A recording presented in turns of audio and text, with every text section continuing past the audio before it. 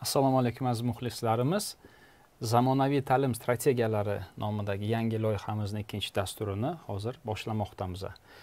Yurtimizda so'nggi yillarda xorijiy tillarga bo'lgan e'tibor kundan-kun oshib bormoqda. Bu albatta imkon qadar g'arbda o'zini kuchini ko'rsatgan va o'sha professional metodologiya hisoblangan yangi metodlarni va yangi ilg'or tendensiyalarni o'sha g'arb kitoblari orqali va universitet kitoblari orqali o'zimizdagi maktablarda, o'zimiz universitetlarga tatbiq qilish hozir kun tartibida turgan masaladir.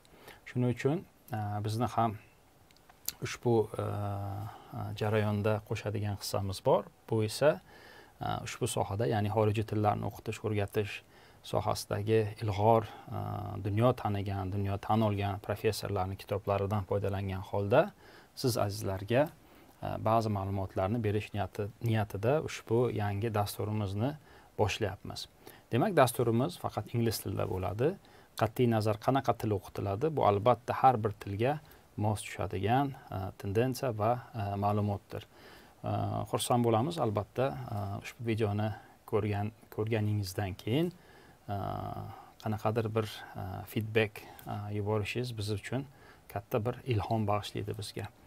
Okay, let's continue in English. So today's chapter is, we will talk about how languages are learned. So it's a very amazing book written by two wonderful professors, Patsy Lightbown and Nina Spada. And I personally met both of them in Bosnia and Herzegovina while I was organizing one of the largest conferences in applied linguistics and second language acquisition. So here you can see in the photo, it's a 12, 15, 8 years back.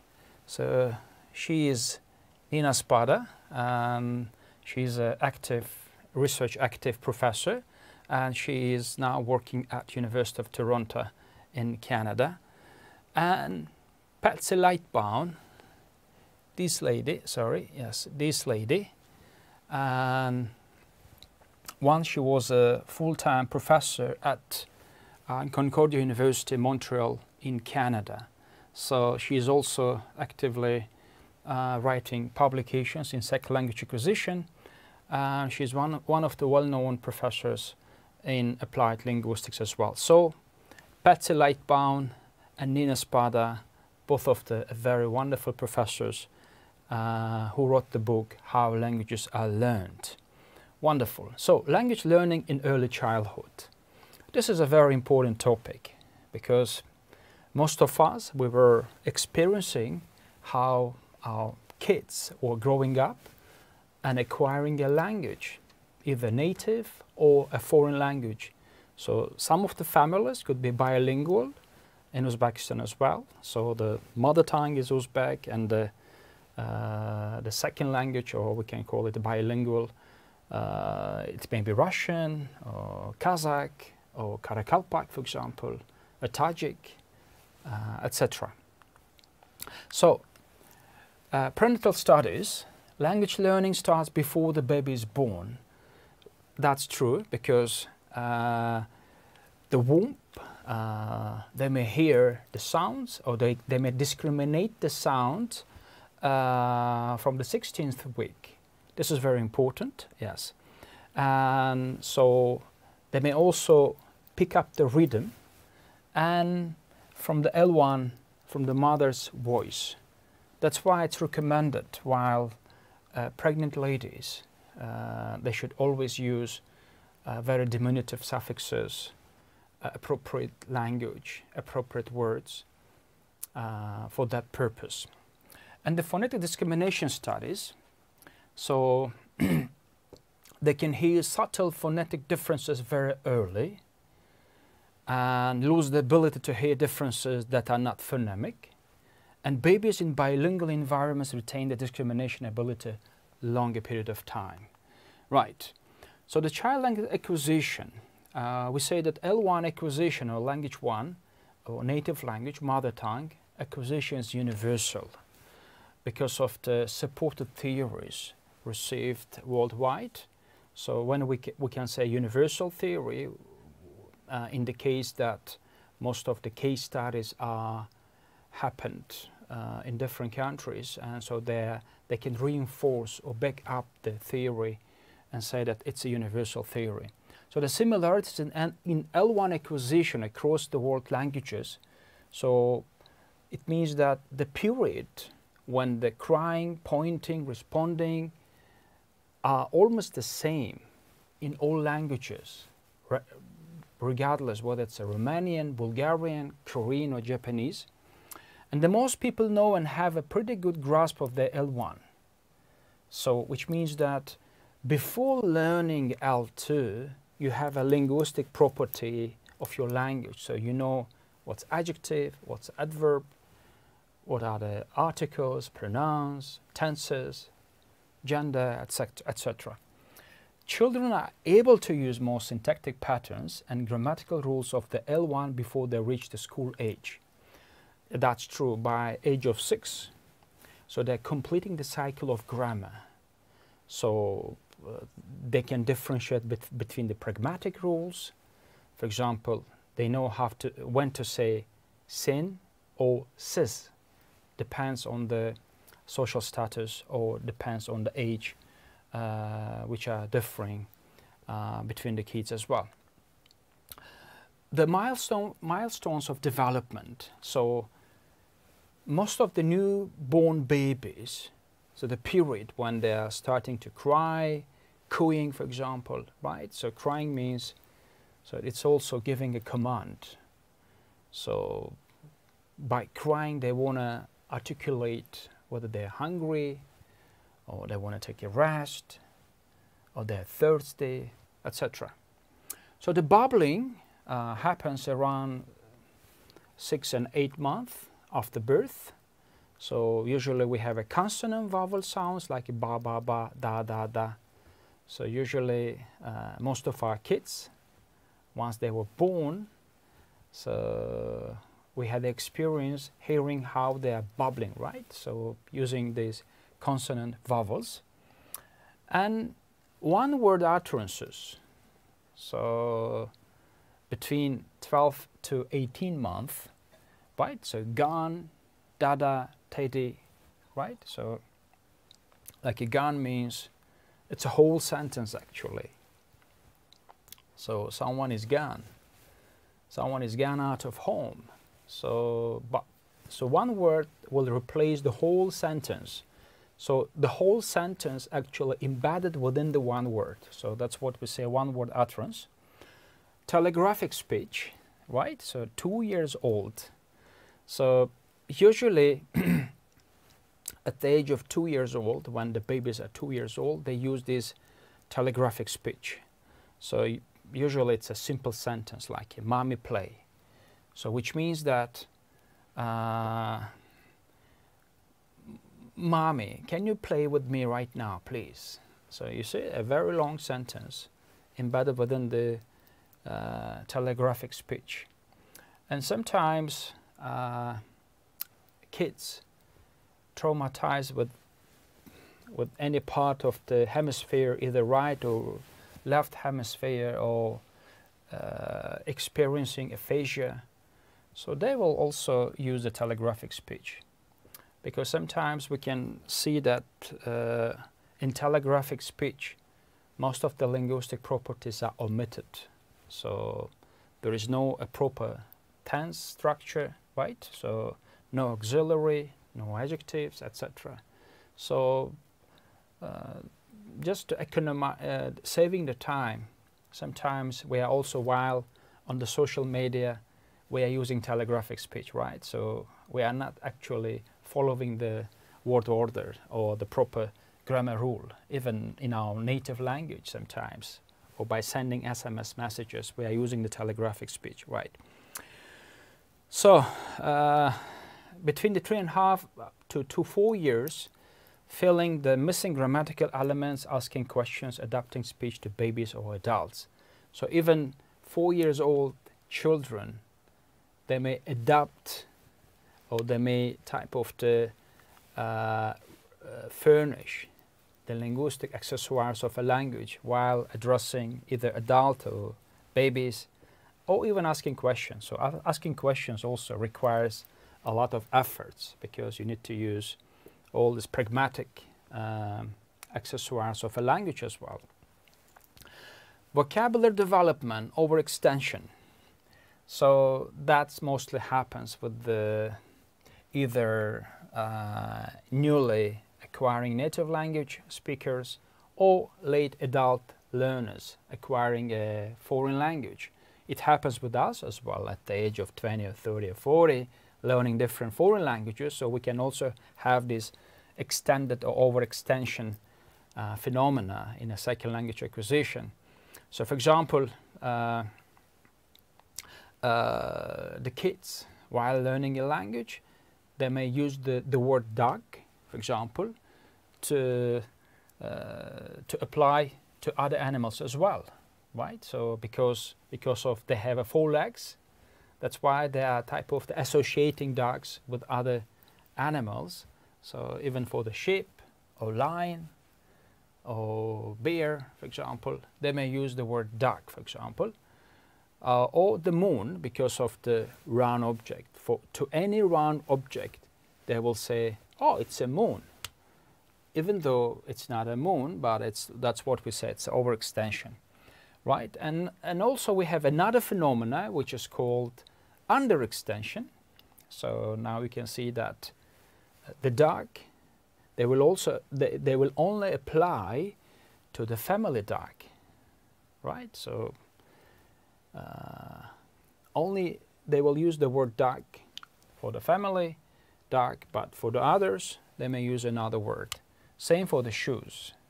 So the babies will say only shoes to those shoes that they are wearing right now, and the others, they may type of invent something new for other shoes, and we call it underextension. And there's a mismatch as well. So this is the stages of vocabulary acquisition, like overextension, underextension, and the mismatch. There is no apparent basis for the wrong use of a word by the child. For example, a telephone referred to as a tractor, right? So again, by associating an object and by mental concept of image, right? So they may use another word and they may apply the word for the object which actually doesn't stand for the meaning of that word. So we call it mismatch. So index of grammatical development, or mean length of utterance, MLU. This is very important because in the kindergarten and at elementary school, so this is what we say, it's a critical period, hypothesis period, or a very active phase of learning a language. So the question is, what's the parameter or indicator? How we can assess that the child is really learning a language, or how they're advancing in language acquisition, which is a very important question. And sometimes kindergarten staff, those teachers or assistants of teachers, so they may claim that the children actually actively learning a language by showing no proof of that. And that's why usually there is a MLU. So the once child begins to combine words, mean length of utterance is better indication of development than age. So sometimes we may assume that, oh yeah, my child is 4 or 5 years old, so which means that at the age of 5, children usually they are in that stage of acquisition, which sometimes could be wrong, because age is not important, rather MLU, the range of vocabulary is very important for us. So how we should calculate what's MLU, I will show in the next slide. So see, they calculated by dividing the total number of morphemes by the number of utterances, right? So okay, so now we have hi mommy, hi trucks, yeah, hi man, pick that up, it dropped, I running. So now we should calculate how many morphemes we have and how many utterances we have here. So I will give you 10 seconds for you to calculate how many morphemes, how many utterances we have here, and by end, if you are going to divide, then you will have MLU. Okay, 10 seconds for you, please. Think about that.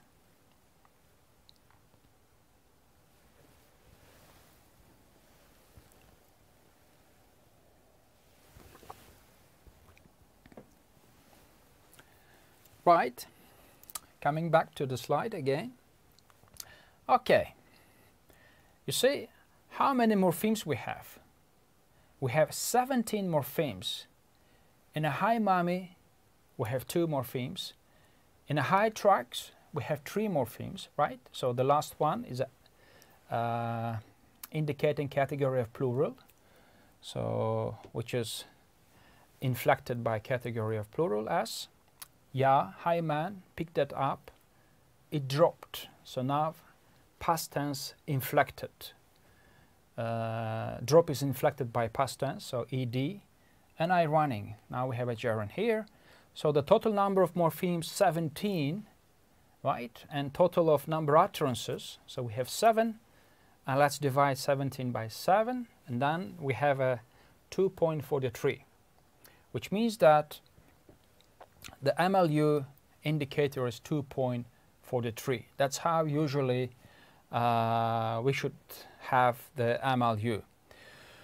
So up to, by the references of the well-known scholars, they say that up to about 4 MLU, this is a good index of development of language acquisition.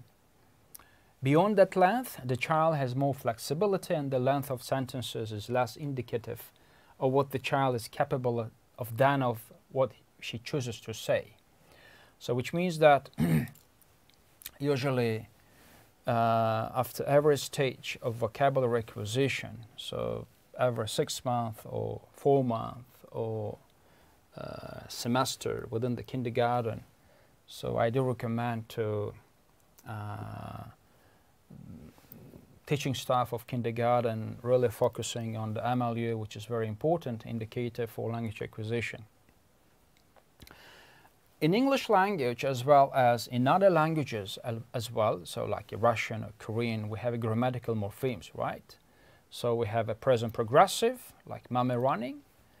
We have plural s, like in the 2 books. We have irregular past forms, like baby went, baby is going. It's and the past form is a baby went. Possessive s, like a daddy's hat. Copula, like Annie is happy. Articles, the and a or an. Regular past ed, like she walked. Third person singular simple present, as, again, she runs. And auxiliary to be, like he is coming. So these are the grammatical morphemes.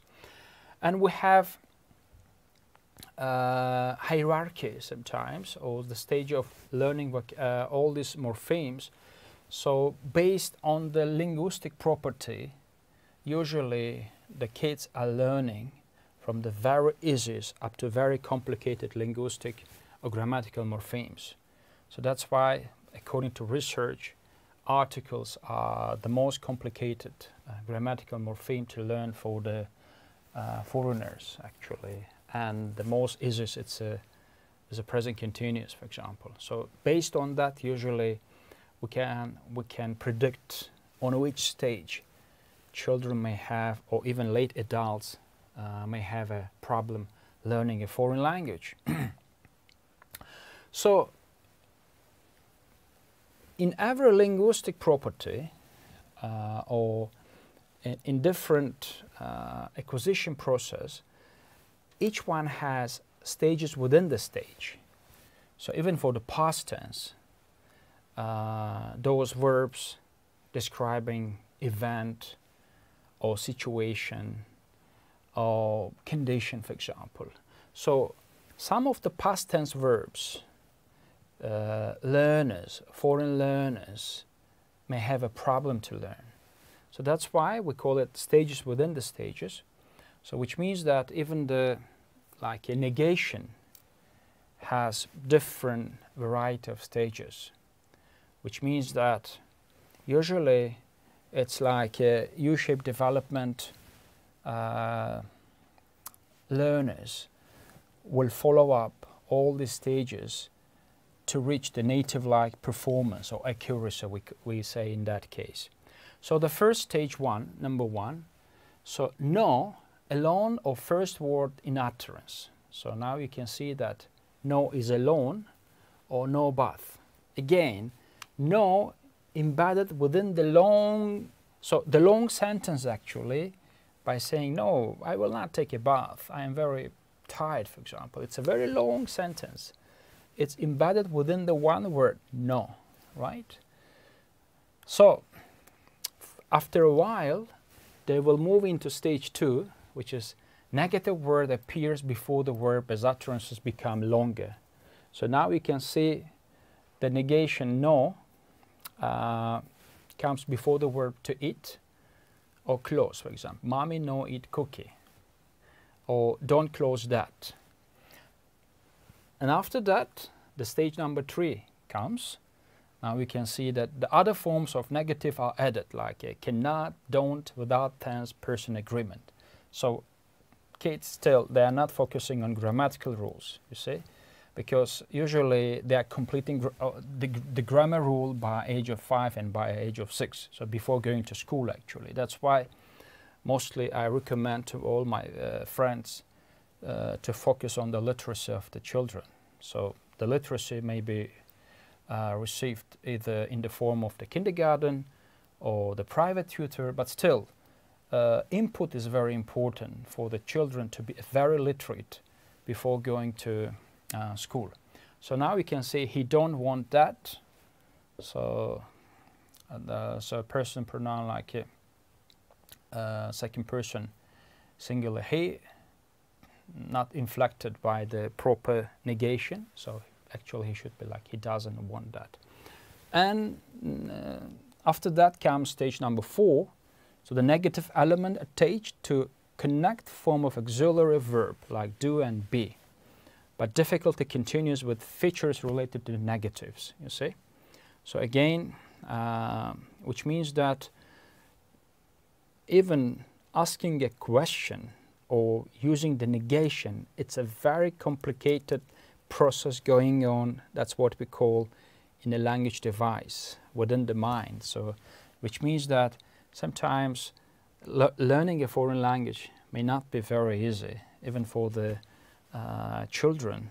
So even the children learning their native language, still they are struggling to have a very accurate order or very accurate linguistic property to address and to discuss or to talk with their friends or with the parents or adults surrounding them. So asking questions, adults ask questions about the immediate environment, so usually using these question marks like what and who, and before they ask about more abstract things. But children begin using the question words in an order that reflects that what they asked and their own cognitive development. So that's why usually the scholars, they are recommending to have this interlocutor for the children. So interlocutor could be you yourself, or sometimes we are replacing interlocutor as a TV set, television. So television will be interlocutor for our kids because from early morning up to late evening they are just watching TV, and we know a lot of cases when children are learning, picking up new language from the television, never had any formal setting, classroom tutoring, for example. So that's why cognitive development have a very enormous influence over language acquisition as well. So now you see that even the questions, there are stages that children will follow up while they will reach the native-like accuracy even in the question. So the stage number 1, formulaic questions or words. So we call them formulaic, means ready-made questions or ready-made sentences. So you are learning them and just using in different contexts, right? So why ready-made sentences are very helpful? Because there's a less stress. So you are not thinking how to build up a new phrase or new questions. So usually most of the foreigners learning a foreign language, they will extend the chunks of phrases and formulaic questions or words. So like a cookie, dedikar, what's that? So usually there's a rising intonation. So I think even in our native language, Uzbek, with the rising intonation, with one word, one utterance, we may actually convey what type of message we are requesting. Now stage 2, declarative word order applies rising intonation, right? So you drink, so usually with the rising intonation, the sentence becomes, from declarative becomes a question now. You drink this? You see? Dog you go bad? Right? So now the intonation makes changes actually the pragmatic meaning of a sentence. And now stage 3, fronting. So they put element at the beginning of a sentence without changing the internal word order. You see, so they will just, even like in the second phrase, like are you are tired. So they are just duplicating the element is or are or y, for example, and they think that actually by duplicating this element, and this element actually inflects the sentence and making it a question. So that's actually how children think about these grammatical elements. Right, now you can see there are stage 4, like a subject auxiliary inversion for yes, no question. Is he going to eat now? So now we can see how subject auxiliary inversion. So does he like spinach? Sorry. So and stage number 5, subject auxiliary inversion in WH questions. Where did he go? Or does the dog have a bone?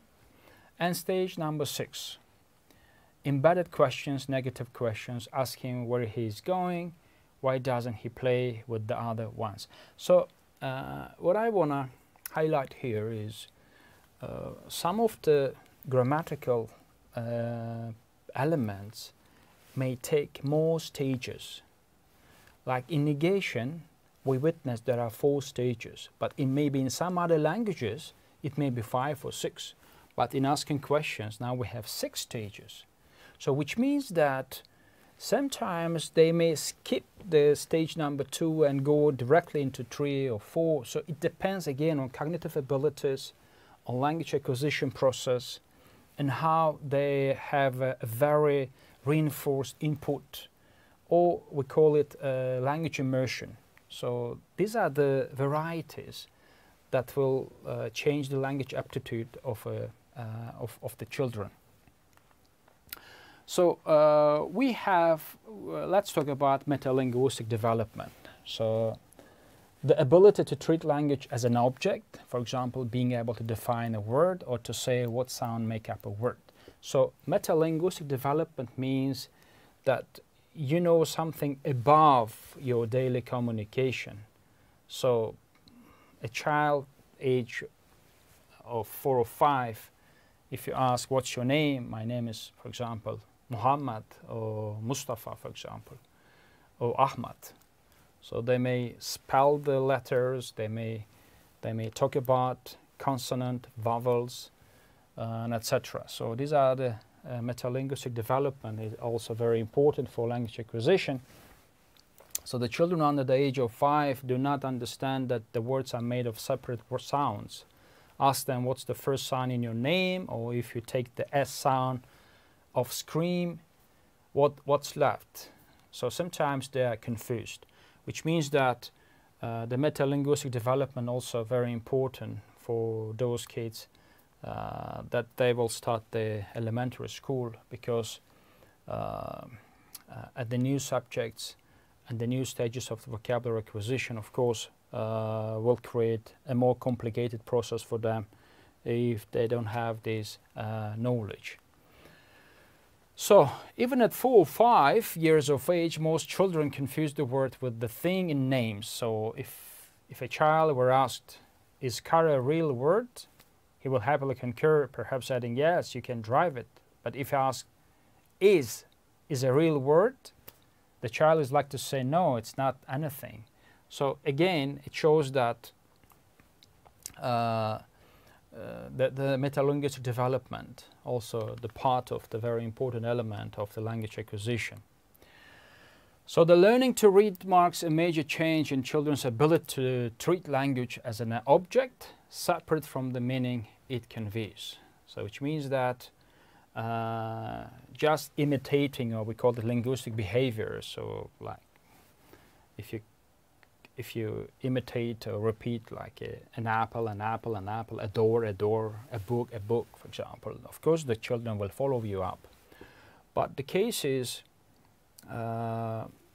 this metalinguistic development will just accelerate the process of language acquisition, and they will, so the kids will be type of exposed to other properties of a language, what's beyond the language. We call it metalinguistic development.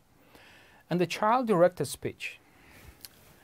In the past, it has been referred to as a motheress, or later as a caretaker speech, right? So, for example, the characteristic of child-directed speech that have been observed in some communities.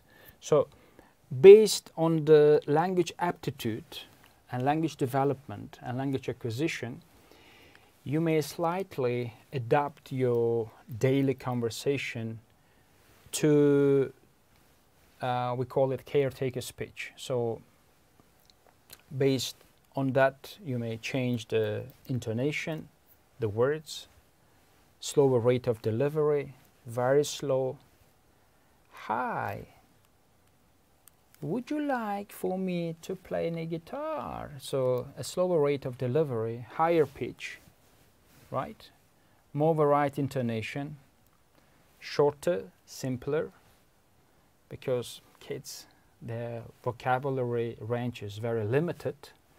So you may not use something from Shakespeare or from Pushkin, for example. Frequent repetition, so like double checking. Will you go for football? Will you go? So frequent repetition. Topics related to the child's experience. So based on the hobby, field of interest. So you should generate the topic. That's very, so they should be accustomed to the conversation that you are going to start.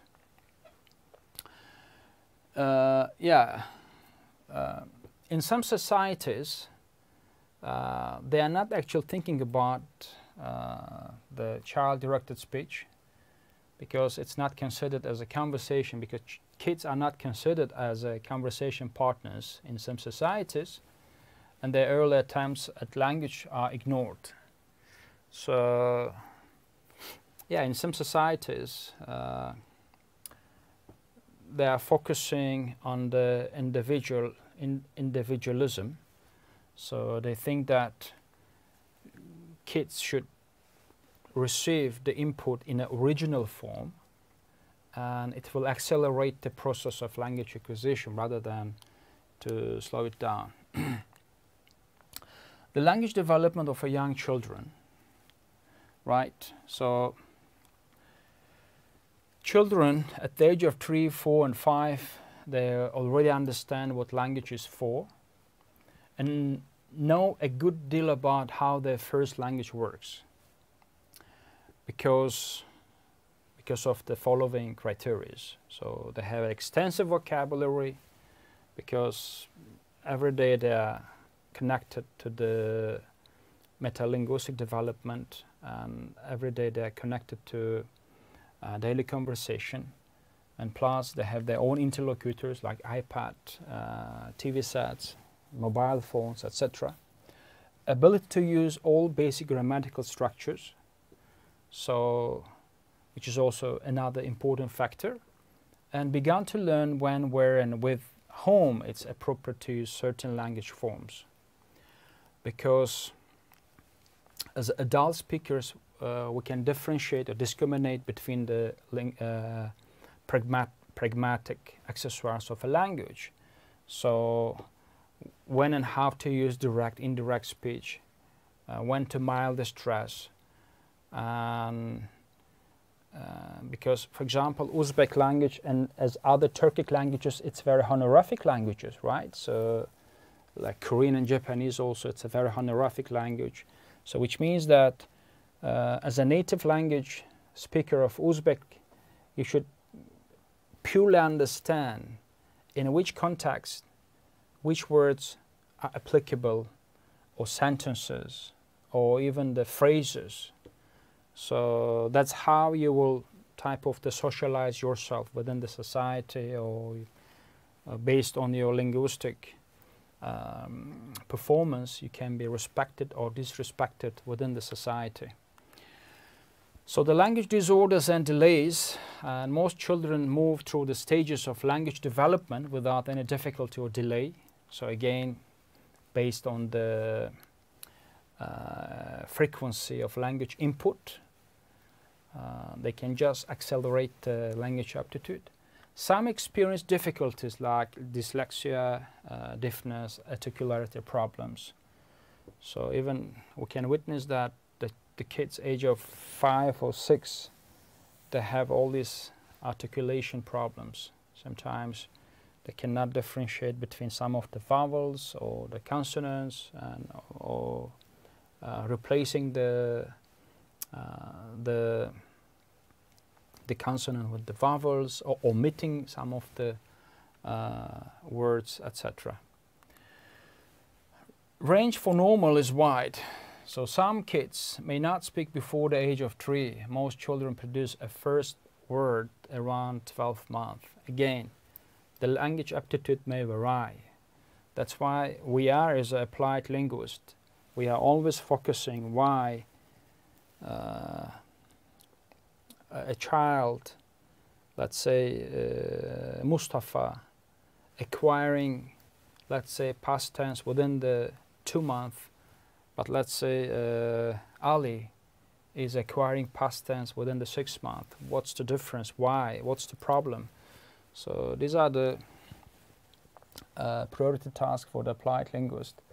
A child who understands but doesn't speak is probably okay. Yeah, we call it silent period. Sometimes children, even we are as a late adult learners, sometimes we are passively observing language acquisition. So we are actually learning, receiving a lot of input, but still we don't have this self-confidence.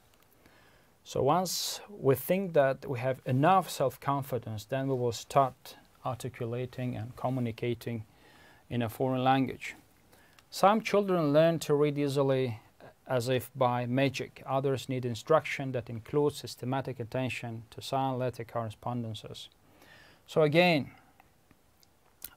based on the cognitive development, based on the input, based on the visual aid, based on how frequently they're using the language. So this aptitude may vary from child to child. So that's why we need to have very good psycholinguists and applied linguist experts, I think, for kindergartens and for elementary school as well. The particular challenges. So some kids experience great challenges in reading and need special help beyond what's offered in regular classroom. So professional assessment is important to identify the problem. So that's also very important, because in a very large classroom, either in kindergarten or elementary school, when you have 40 kids and one only teacher, and you have only 40 minutes in elementary school, or just a less time for communication in the kindergarten, sometimes we are underestimating the factor that some of the kids really needs extra help and assistance because of their cognitive abilities sometimes, or because their motivation, or because they don't like you maybe. You know, sometimes it happens that kids, so we call it external factors, like your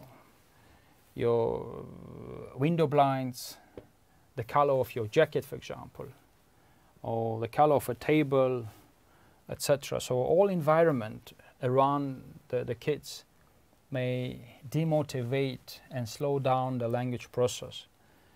And also some of the kids after school, they have a very active communication with the parents, with the friends, which again boosting the language acquisition. And some of the kids, they're completely isolated. The parents are not very interested to have a communication. They are tired, or they are very addicted to the iPads or the mobile phones, etc. So the kids are completely isolated and they have a less communication. That's why this range of learning vocabulary may be different from one child to another. That's why so every child is a special case, I think, for the teacher. Right. Childhood bilingualism, development of bilingual or second language learning children is of enormous importance. So we are living in a globalized world, and now we are exposed to different languages. So even on the internet or on TV channels, etc. Even when we are going out, when we're walking on a street in Tashkent or Samarkand, for example, so we can be witness that there are many different languages going around us. So either Uzbek, Russian, or Tajik, or English, or Turkish, or Kazakh, etc. So and now we have like international marriages as well, right? So a lot of Uzbek girls are marrying foreigners, or foreigners are married to Uzbek boys, etc. So we have these multinational families, and we have in that case there are two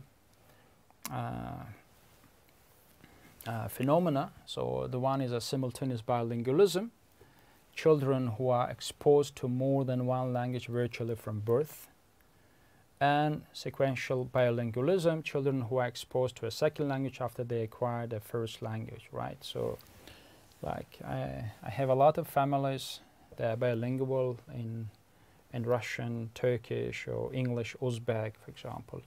And sequential bilingualism, for example, most of our local Uzbek families migrating to foreign countries, so, and their kids learning here like 2 or 3 years Uzbek and moving to another country and learning a different foreign languages.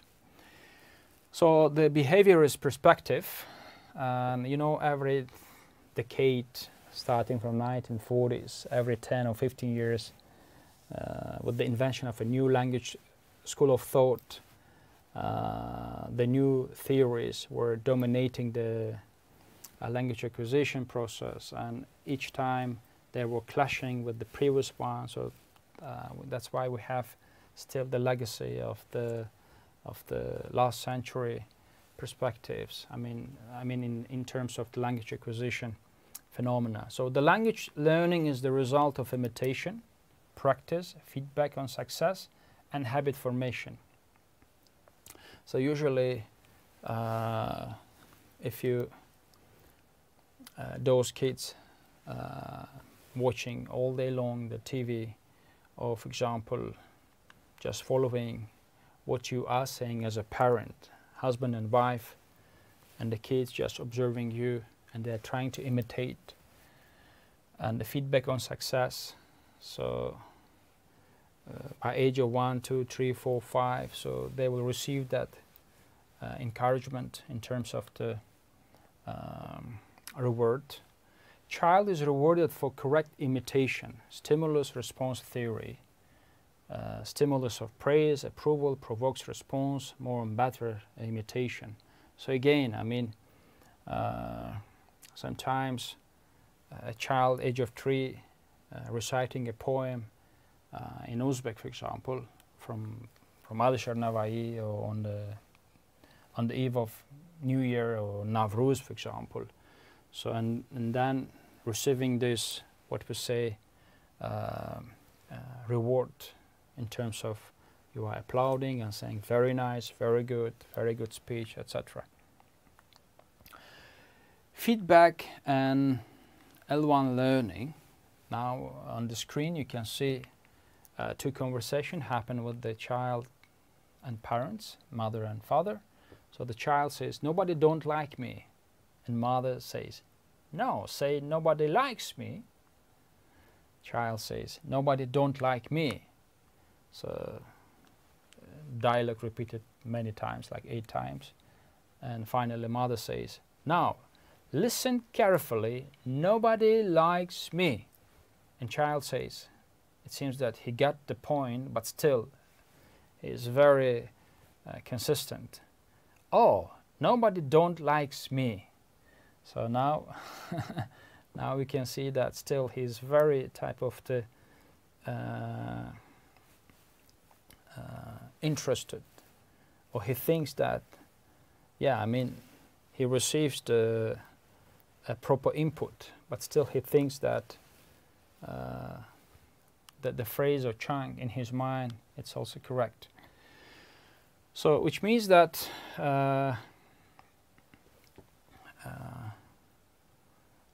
sometimes such a feedback cannot divert the child from the wrong form. So that's why usually the teachers, it's recommended for the teachers not to give such a feedback. So they need to just give a different sentences and examples of a correct form and using the dialect. So, and the kids will just imitate. They will just type of the correct the form in their mind and use the proper one. We have another one, the same, almost a similar dialogue with the feedback and L1 learning.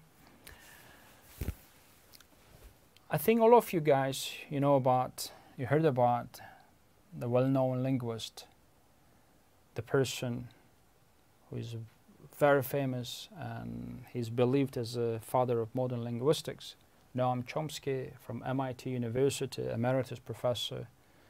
A couple of times I met him personally in his office in Boston, in the Massachusetts Institute of Technology, MIT. And in 1959,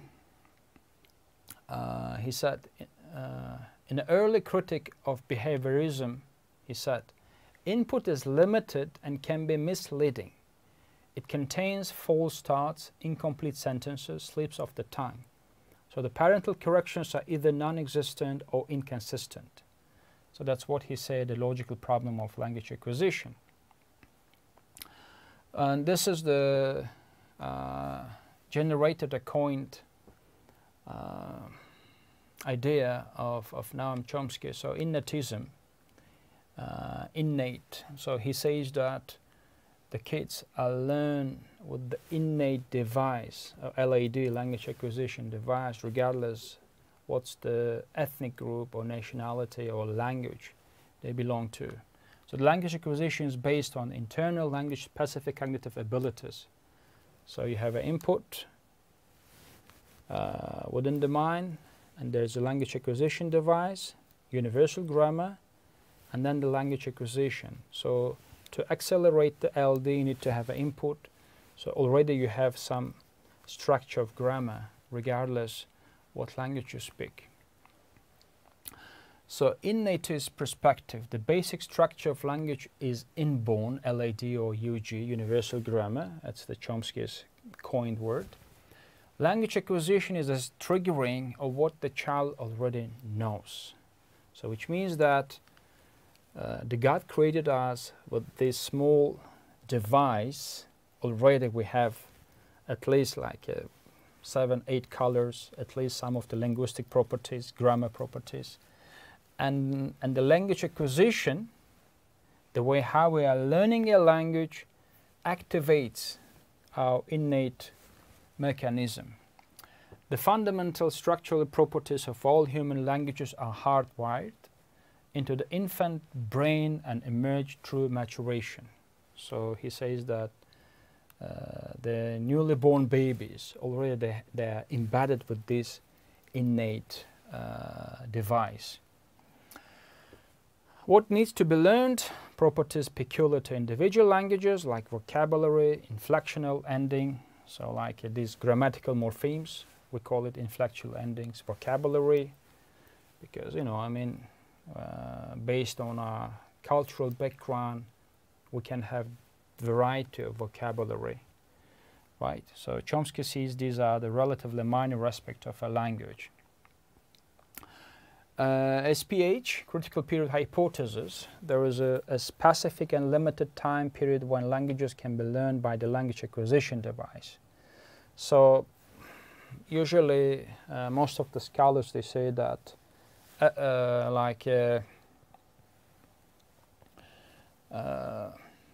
to have a very pure native accuracy, there is a critical period hypothesis. So critical period from, let's say, from age 3 up to age 10 or 11, when your brain becomes as a sponge and receive most of the properly articulated words and phrases and sentences. So this critical period is very important to learn a language, even for the native speakers. They say that, for example, if you isolate the children, for example, if you lost them in a forest for many years, once they will have no any language communication. So by end of this critical period, they may not actually communicate in that language, or they may not receive a proper input. So that's what we say critical period hypothesis, which means that even learning the second language as early as possible, it's always very good. Interactionist perspective differs from innatist view based on the following elements. Emphasis on development, not end state. Hypothesize that language learning is based on the same cognitive process as the learning of any other knowledge or skill. Language develops as a result of the interaction between internal, like general cognitive characteristics of the child, and external environment. So interaction actually reinforces the acquisition and accelerate the process of the cognitive characteristics, because cognitive characteristics like for what purpose we use the cloud, for example, what's the snow, right? So what's the engine, what's the bread, and all these things, the kids are learning by interaction with the surrounding environment, which is also the part of the language acquisition. So there are two views. Vygotsky, a very well-known Soviet psychologist, and we have a Piaget, also a well-known person, mostly cited in language acquisition. So Piaget says language development has close ties to the child cognitive development acquired through interaction with the world. As a child comes to understand the world, the language follows, right? So that, which means that the teaching methodology and how to work with the children, it's very important, actually, the factor. And it should be one of the main elements while we are making a curriculum for the kindergarten or for the elementary school. And the Vygotsky says language development is tied to social interaction. Language is acquired through dialogue. So, and that's true, for example, because it's like you are combining theory with the practice, and the practice, it's a social interaction, because the way how you should behave with the parents, and the parents with the grandparents, and how you should behave at school, formally, informally at house with your brothers, for example, and how you should behave, for example, with your neighbors. So all these linguistic accessoires or pragmatic accessoires, it's a social interaction. When you should slow down your pitch, rising intonation, and all these linguistic, how to make a request, for example, how to make a proper request, how to ask a question properly. So these are the social interaction, and also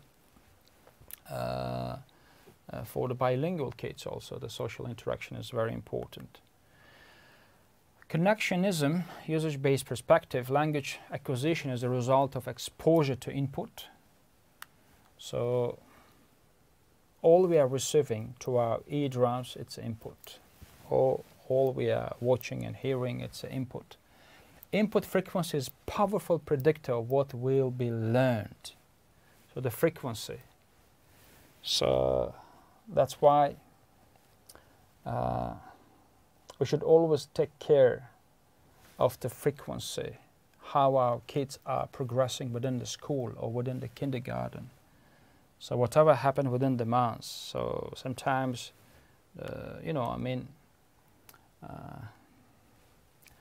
as we say in Russian, la galочки. So some of the events or some of the competitions, like you organize a competition, there's a reward, and the kids will be very interested to get the reward, you know, stimuli response. So it's better to organize such competitions frequently. So always they should be interested for the reward, to take the reward, so they will struggle a lot to take the reward. Language acquisition is based on the same cognitive mechanism that allows the child to learn many other things. So we have this cognitive mechanism, right? And for example, how to drive, right? Or how to jump, how to fly. So these are the all cognitive mechanisms. So language acquisition is part of this cognitive mechanism. What to learn first, noun or verb? Verb or gerund? So interaction again, or frequently received input makes all this cognitive mechanism work properly. There is no dedicated language acquisition device. So that's what the connectionism view, which is against innate theory proposed, or UG, we say it, universal grammar, proposed by Chomsky. Child's language behavior looks rule governed, but it mainly reflects the ability to learn language in chunks and formulas and to combine those appropriately. So previously I said that the chunks, it's a ready-made sentences or words. So psychologically you will be well prepared to any context, because you will just apply that formula in different contexts. Even we are as a late adult learners, we are always in a foreign language, we call it survival language. So some of the people, they have survival English. So they have like a, how are you? Good. And you? Thank you. How much? So these are the chunks. In acquiring language, the child's brain makes connections between things that go together, whether those things are language form and meaning or different language forms that go together. So yeah, I mean, usually in acquiring this language, child's brain makes connection between things that go together, right? So the form and meaning. So how you will generate the past present continuous, for example, right? So, and association. So for example, some of the kids usually they are trying to remember the words by associating it with something, like a tree with the bushes, for example, with the colors, etc. So the table with the chairs. So they're associating to remember the words. Right.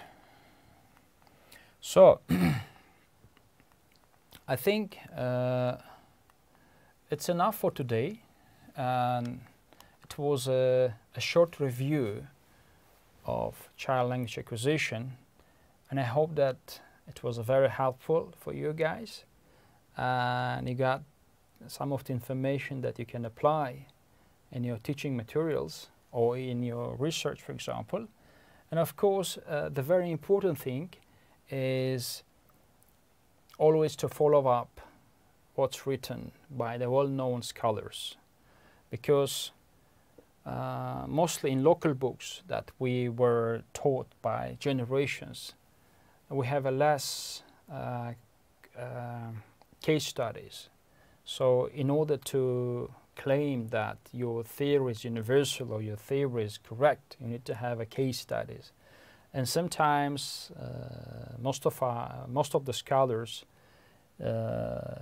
they just cite the literature review of someone else and says that, yeah, this is a universal theory and I do support, and it's appropriate and applicable, and they're using those methodologies within the classroom setting, and sometimes those methods may not be applicable in the local context or in a local setting. Why? Because the parameters are different, because the number of kids within the school, within the classroom, and all other like supplementary aids are missing, etc. So it means that not all methods could be applicable within the classroom. And plus, I do recommend for most of the Uzbek scholars, I mean, to have as much as possible case studies with the language acquisition process within the elementary school, and most of universities, they should focus on the longitudinal methods to have all these universal phenomena, either to say that this theory is universal, or even to claim that no, I'm not agree with the with this theory. So the second program that we started recently now is coming to end, and I was very happy to have this wonderful online classroom with you guys, and I hope that in a very soonest time we will have the third program by language acquisition scholars. Thank you, and see you soon.